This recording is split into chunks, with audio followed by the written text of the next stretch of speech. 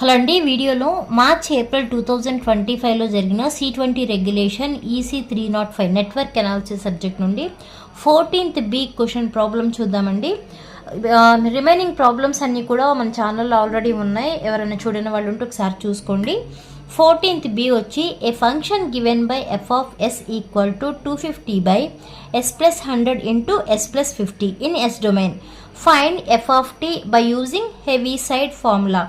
Okay, ఈ first ఏం చేయాలి అంటే సొల్యూషన్ అని పెట్టి మనకి ఇచ్చింది ఏంటంటే ఎఫ్ ఆఫ్ ఎస్ ఇచ్చారు కదా, ఆ F of S equal to 250 by S plus 100 into S plus 50 అని నోట్ చేయాలి. ఈజ్ ఈక్వల్ టు ఏంటి అంటే హెవీ సైడ్ ఎక్స్పాన్షన్ తెలుసు కదా మనకి, థీరం అనేది M of S by N of S అవుతుంది. వేరే M of S equal to ఏంటి 250, N of S equal to S plus 100 into S plus 50. ఇక్కడ రాసాను చూడండి. ఆ రెండింటిని మల్టిప్లై చేయండి. మల్టిప్లై చేస్తే మనకు ఒక ఈక్వేషన్ వస్తుంది. ఆ ఈక్వేషన్స్కి రూట్స్ అనేవి ఫైండ్ అవుట్ చేయాలి. ఈ రెండు చూడండి, S into S S square plus S into 50 50s plus 100 into S 100s plus 100 into 50 అంటే 5000. ఓకే, ఎస్ స్క్వేర్ ప్లస్ ఈ రెండింటిని యాడ్ చేస్తే ఏమవుతుంది 150s వస్తుంది ప్లస్ 5000. దీనికి మనం డిఫరెన్షియేట్ చేస్తే ఎన్ డాష్ ఆఫ్ ఎస్ అంటాం కదా, N dash of S equal to S స్క్వేర్కి డిఫరెన్షియేట్ చేస్తే అంటే ఇది ఏ ఫామ్ కనిపిస్తుంది మనకి, D by DX of X to the power of N equal to ఏంటి N into X to the power of N minus 1 కదా.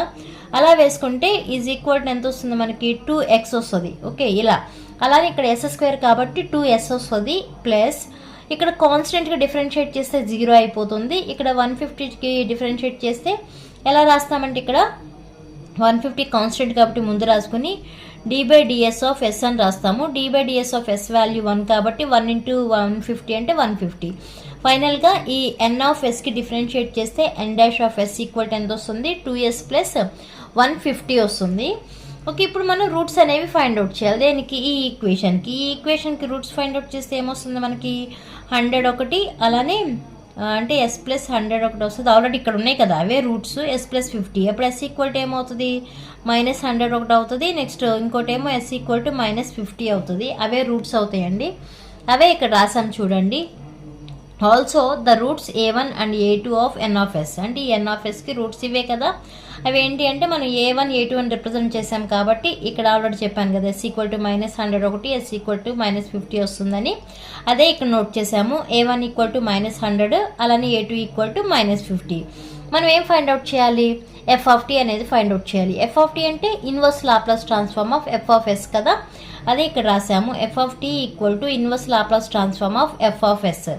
ఓకే, మనకి F of S equal to ఏమని చెప్పాము 250 బై, అంటే ఇక్కడ మనకి ఫార్ములా ఏమొస్తుంది అంటే ఎఫ్ ఆఫ్ అంటే 250 ఇక్కడ M of S by N dash of S వస్తుంది. ఓకే, ఎమ్ ఆఫ్ ఎస్ అంటే 250, ఎన్ డాష్ ఆఫ్ ఎస్ అంటే ఎంత 2s ప్లస్ 150 కదా. అవి ఇక్కడ వేసి మనం a1 వాల్యూ అలానే a2 వాల్యూ అనేది సబ్స్టిట్యూట్ చేయాలి. ఇక్కడ మీకు ఫార్ములా గుర్తుందండి, హెవీ సైడ్ ఎక్స్పాన్షన్ థీరంలో ఇక్కడ ఏమని రాస్తాము inverse Laplace transform of M of S by N dash of S equal to అని ఇక్కడ sigma K running from 1 to n p of a k by Q dash of a k into e power a k into t అని. అలా ఇక్కడ మనం expand చేసామన్నమాట. Expand చేస్తే ఇక్కడ first ఏం చేయాలి ఎస్ ప్లేస్లో 100 అనేది సబ్స్టిట్యూట్ చేయాలి.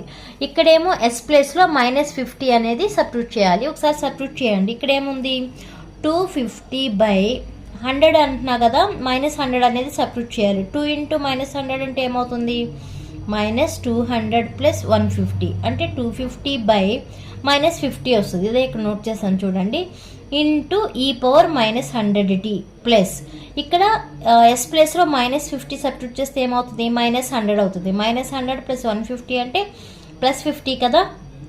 250 by 50 into e power minus 50t అని రాస్తాము. క్యాన్సిల్ అవుతాయి కదా ఇలా 5 టైమ్స్, అంటే F of tea equal to minus 5 into e power minus 100t plus ఇది కూడా అంతే 5 టైమ్స్ క్యాన్సిల్ అవుతుంది కదా 5 into e power minus 50 into tea. ఈ ప్రాబ్లం మీరు సాల్వ్ చేయాలి అంటే ఫస్ట్ అసలు హెవీ సైడ్ ఎక్స్పాన్షన్ ఫార్ములా ఉంది కదా, అంటే ఆ థీరం తెలియాలి. ఆ థీరం తెలిస్తే మీకు ఈ ప్రాబ్లం అనేది ఈజీ అవుతుంది. నేను ఆ థీరం ఆల్రెడీ పోస్ట్ చేశాను. ఇది C20 రెగ్యులేషన్ వాళ్ళకే ఉందండి. హెవీ సైడ్ ఎక్స్పాన్షన్ థీరం కానీ పార్షియల్ ఫ్రాక్షన్స్ కానీ C20 వాళ్ళకే ఉంది, C23 వాళ్ళకి లేదు. ఓకే, ఒకసారి ఎవరైనా చూడని వాళ్ళు ఉంటే ఒకసారి ఈ ప్రాబ్లం మీకు ఇంకొంచెం డౌట్ ఉంది అలా అనుకుంటే హెవీ సైడ్ ఎక్స్పాన్షన్ థీరం ఒకసారి చూసి తర్వాత ఈ ప్రాబ్లం చూడండి. ఇదే కాదు ఇంకొక 2-3 ప్రాబ్లమ్స్ పోస్ట్ చేశాను. ఇదైతే మీకు ఈ మార్చ్ ఏప్రిల్ 2025 అడిగిన ప్రాబ్లం అనమాట.